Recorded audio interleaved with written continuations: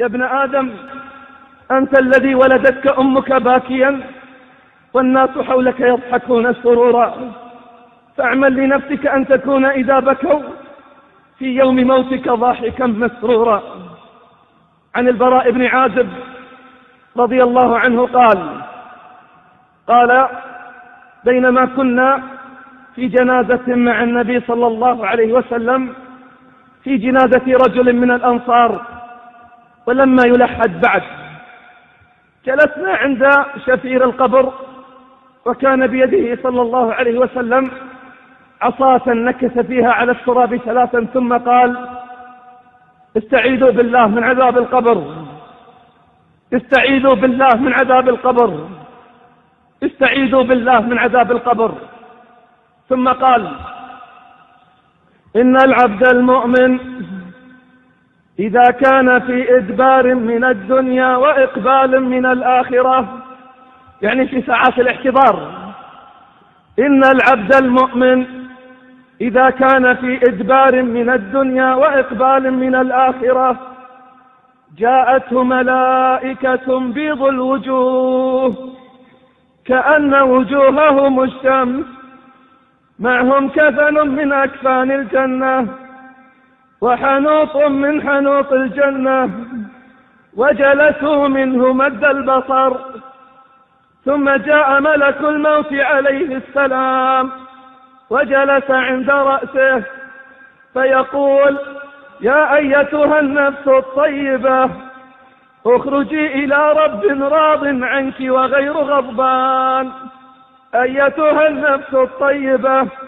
أبشري بروح وريحان ورب راض غير غضبان.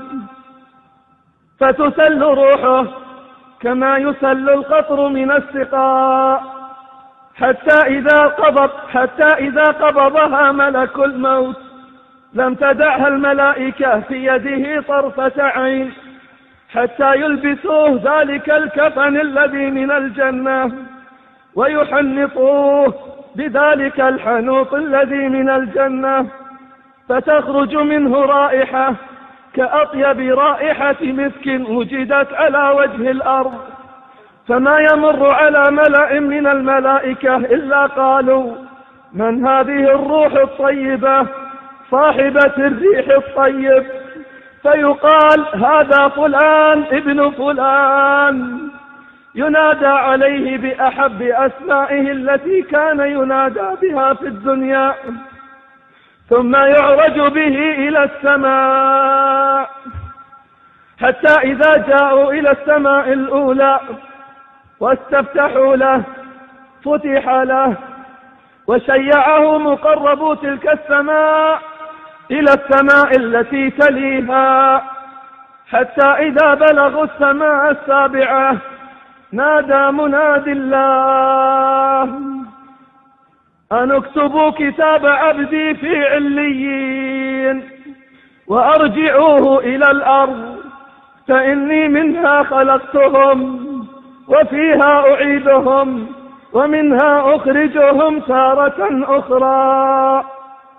فتعاد روحه في قبره فيأتيه ملكان، يبدأ الامتحان، تدخل قاعة الامتحان راغما غير راغبا، فيأتيه ملكان أنفاسهما كاللهب، أصواتهما كالرعد القاصف، وأنفاسهما كاللهب، وأبصارهما كالبرق الخاطف. قال الصحابة: من يستطيع أن يجيب؟ وهذا هو منظر الملكين. فقال صلى الله عليه وسلم: يثبت الله الذين آمنوا بالقول الثابت، يثبت الله الذين آمنوا بالقول الثابت في الحياة الدنيا وفي الآخرة، ويضل الله من يشاء. فيأتيه ملكان فيقعدانه فيقولان: من ربك وما دينك ومن هو ذلك الرجل الذي بعث فيكم؟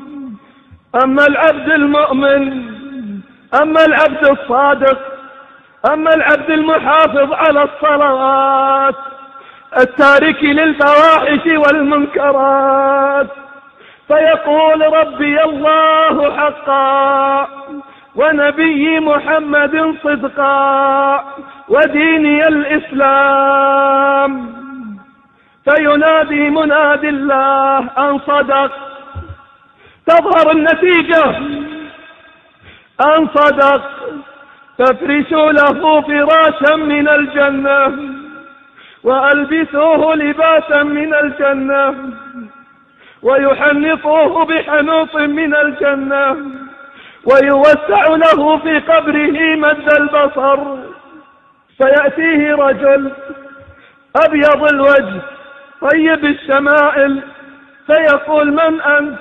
فوجهك والله الذي لا يأتي إلا بالخير، فيقول أبشر بالذي يسرك، هذا يومك الذي كنت توعد، أنا عملك الصالح، أنا عملك الصالح، فتفتح له نافذة من الجنة فيأتيه من روحها وريحانها ويرى مقعده من الجنة، فيقول ربي أقم الساعة، ربي أقم الساعة، ربي أقم الساعة حتى أرجع إلى أهلي ومالي، فيقال نام كما تنام العروس. هذا حال من؟ هذا حال الذي صلى الفجر في جماعة، هذا حال الذي طهر السمع والبصر، لا أغاني ولا شاشات ولا قنوات ولا أكل للمحرمات، إنه اختبار للتوحيد. من ربك؟ لن يستطيع أن يقول ربي الله إلا من أطاع الله وتعرف على الله، لم يخشى إلا الله، لم يستعن إلا بالله، لم يعطي إلا لله، ولم يمنع إلا لله، ويغضب من أجل الله، حياته كلها لله، فيثبته الله، لم يشرك بالله، لا سحرة لا شعوذة لا كهنة لا عرافين، لم يقسم إلا بالله، وما قدم النذور إلا لله، وما ذبح إلا لله، ولم يستغث إلا بالله، سينجح في اختبار التوحيد. ثم اختبار للصدق. وما دينك؟ قال ديني الإسلام. الإسلام المبني على 5 أركان، على شهادة التوحيد، على إقامة الصلوات، فأين المصلون؟ صلاة الفجر تئن وتشتكي، وباقي الصلوات تئن وتبكي، والمسلمون يمرون على المساجد كأن الأمر لا يعنيهم. ستسأل يا مسكين إذا وسد العبد في قبره، جاءته الأعمال الصالحة، جاءته صلاته، جاءه قرآنه، جاءه ذكره وتسبيحه وتهليله، يدرؤون عنه العذاب، فيرسل الله عليه طائفة من العذاب فتأتي من رأسه فيردها القرآن، فتقول والله بالليل والنهار يقرأ القرآن، والله أتعب ليله ونهاره وهو يقرأ القرآن، فلا مدخل لك عليه، فيأتي العذاب من بين يديه فترده الصدقات والصلوات، تقول عنك والله ما ارتاح إلا الآن في قبره، حتى وضوءه يدافع عنه في قبره. فماذا أعددنا للامتحان؟ ماذا أعددنا للامتحان؟ وعند الامتحان يكرم المرء أو يهان. يا عجبا للناس لو فكروا، حاسبوا أنفسهم أبصروا، وعبروا الدنيا إلى غيرها، إنما الدنيا لهم معبر. لا فخر إلا فخر أهل التقى، غدا إذا ضمهم المحشر، ليعلمن الناس أن التقى والبر كان خير ما يدخر. نفعني الله وإياكم بالقرآن العظيم، ونفعني وإياكم بما فيه من الآيات والذكر الحكيم. أقول ما تسمعون، وأستغفر الله العظيم لي ولكم من كل ذنب فاستغفروه، إنه هو الغفور الرحيم. الحمد لله، الحمد لله فاطر السماوات والأرض، جاعل الملائكة رسلا أولي أجنحة مثنى وثلاث ورباع، يزيد في الخلق ما يشاء. لا إله إلا الله، ولا نعبد إلا إياه، مخلصين له الدين ولو كره الكافرون. عباد الله، أوصيكم ونفسي بتقوى الله، أوصيكم ونفسي بتقوى الله. ومن تقوى الله الاستعداد للامتحان. قال جل في علاه: أفحسبتم أنما خلقناكم عبثا وأنكم إلينا لا ترجعون. فتعالى الله الملك الحق، لا إله إلا هو رب العرش الكريم.